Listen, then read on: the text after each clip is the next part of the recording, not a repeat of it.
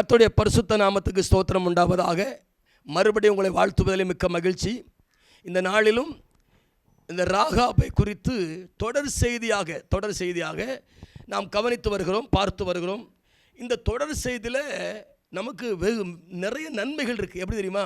அங்கே கொஞ்சம் பேசி, இங்கே கொஞ்சம் பேசி, அதில் கொஞ்சம் பேசி, இதில் கொஞ்சம் பேசி மக்களுக்கு புரியாமல் இருக்கிறத விட அந்த தொடர் செய்தியாக வரும்போது அது உங்களுக்கு மிகவும் பிரயோஜனமாக இருக்கும். ராகாப்னா யார், அவள் இருந்த இடம் எது, அவள் வாழ்ந்த வாழ்க்கை எப்படி, அவள் எப்படி இந்த வேவுக்காரரை பராமரித்தா, பாதுகாத்தா, எப்படி இந்த அழிவிலிருந்து பாதுகாக்கப்பட்டா, இதெல்லாம் நமக்கு தெரியணும்லாங்க.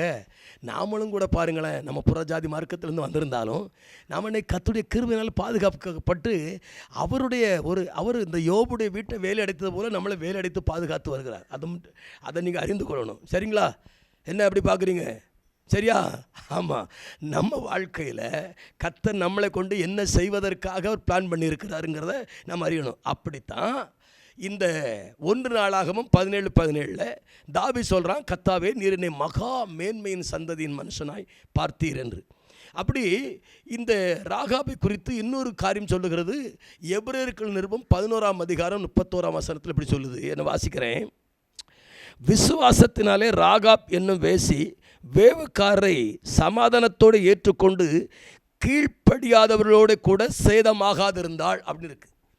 அவர் பாருங்களேன், சமாதானத்தோடு ஏற்றுக்கொண்டாலாம் ஒன்று, ரெண்டாவது கீழ்ப்படியாத ஜனங்களாம், அந்த ஜனங்களை விட்டு வெளியே சேதம் ஆகாதிருந்தாள், மோசம் போகாதிருந்தாள். எவ்வளோ அழகான ஒரு வார்த்தை பாருங்கள். விசுவாசத்தினால தான். அப்போ ராகாப்புக்கு என்ன இருந்துச்சு? விசுவாசம். யார் சொல்லி கொடுத்தா? கேட்டா, காதின் வழியாக கேட்டா. அந்த அறிவு அவளுக்கு வந்துச்சு. காதில் கேட்குறா. எப்பா, இஸ்ரவேல் ஜனங்கள் இப்படிப்பட்டவங்களாம், அவங்களுக்கு முன்னால் நிற்க முடியாது. அவன் மோவாப் ராஜா சொல்கிறான், பாலாக் சொல்கிறான், அது ஒரு பெரிய கூட்டமாக இருக்குது, மாடு புல் மேய்வது போல எங்களை மேய்ஞ்சி விடும், அதனால் நீ சபிக்கவான்னு கூப்பிடுறான். பிரியமான தேவ ஜனமே, இஸ்ரவேல் ஜனங்கள் எகிப்திலேருந்து வரும்பொழுது காண்டாமல் இருக்க தொகுத்த பலன் இருந்துச்சான். அதெல்லாம் பார்த்து தான் இருதயம் கரைந்து போயிட்டுன்னா. விசுவாசம் அவளுக்கு வந்துச்சு, சமாதானத்தோடு ஏற்றுக்கொண்டா. கீழ்ப்படியாதவர்கள் யாருன்னு கேட்டால் எரிகோவின் மக்கள் தான். ஒருத்தரும் கீழ்ப்படியலை, எல்லாம் மரணத்துக்கு ஆயத்தமாக இருந்தாங்க, சாவுக்கு ஆயத்தமாக இருந்தாங்க. இவன் சாவிலிருந்து வெளியே வருவதற்கு தன்னை அர்ப்பணித்திருந்தாள். அதனால் தான் பிரியமான தேவஜனமே, கீழ்ப்படியாதவர்களோடு சேதமாகாதிருப்பதற்கு ராகாப்புடைய விசுவாசம் அங்கே வேலை செய்ய ஆரம்பித்தது. இன்றைக்கி நிறைய பேர் சேதப்படுறாங்க. சொத்து சேதப்படுது, சொத்து மட்டுமல்ல சுகம் சேதப்படுது. அநேக விதத்தில் பாதிக்கப்படுறாங்க. காரணம் தெரியுமா? விசுவாச குறைவு. ஆண்டவர் நீ விசுவாசித்தால் தேவனுடைய மகிமையை காண்பாயின்னு சொல்லியிருக்கிறாரு. விசுவாசிக்கிறவனுக்கு எல்லாம் கூடும்னு இருக்கிறாரு. இந்த ராகாப் ஒரு புறஜாதியான ஒரு பெண் தானே, விசுவாசிக்கிறாள், தேவனை விசுவாசிக்கிறாள்.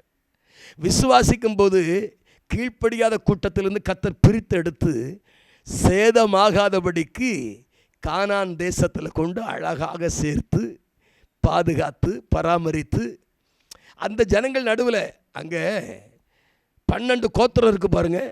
12 கோத்திரமும் எல்லாரும் ஒன்று போல் இருக்கிறது இல்லை, வித்தியாசமாக தான் இருப்பாங்க. ஆனால் 12 கோத்திரம் மக்களும் இந்த ராகாப்பை கொஞ்சம் வித்தியாசமாக தான் பார்த்துருப்பாங்க. ஆனால் கர்த்தர் அப்படி பார்க்கல. புரியுதா உங்களுக்கு? இப்போ சமாரியா ஸ்திரீ எப்படி பார்த்தாங்க? அவளை வேசின்னு தானே பார்த்தாங்க. ஆனால் இயேசு அப்படி பார்க்கலையே. உன் புருஷனை அழைச்சிட்டு வான்னு தானே சொன்னார், நான் உனக்கு தாகம் தீர்ப்பேன் அப்படின்னாரு. இன்றைக்கும் பாருங்கள், சேதம் ஆகாமல் இருக்கணும்னா விசுவாசமும் கீழ்ப்படிதலும் மிக மிக அவசியம் என்பதை இந்த காணொளி மூலமாய் உங்களுக்கு அறிவிப்பதிலே மிக்க மகிழ்ச்சி அடைகிறேன். கர்த்தர் உங்களை ஆசீர்வதிப்பாராக. ஆமேன்.